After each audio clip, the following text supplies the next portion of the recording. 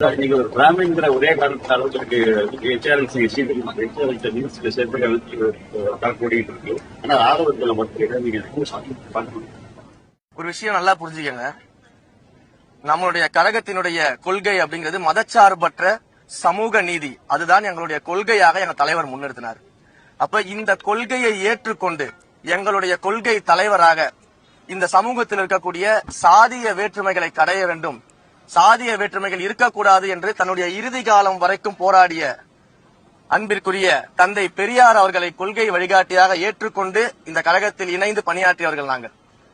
அனைவருக்கும் சம வாய்ப்பு, சம உரிமை கிடைக்க வேண்டும் என்ற நோக்கத்தோடு இந்தியாவில் மாபெரும் சட்ட புரட்சியை ஏற்படுத்திய அண்ணல் அம்பேத்கர் அவர்களை எங்கள் கொள்கை தலைவர்களாக ஏற்றுக்கொண்டு இந்த கழகத்தில் இணைந்தவர்கள் நாங்கள்.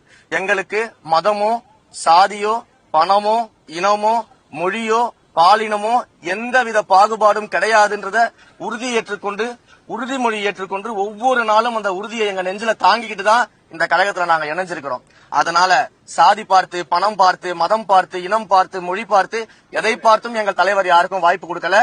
சேவை செய்யக்கூடிய மனநிலை இருக்குதா அப்படிங்கறத பார்த்துதான் வாய்ப்பு கொடுத்திருக்கிறாங்க.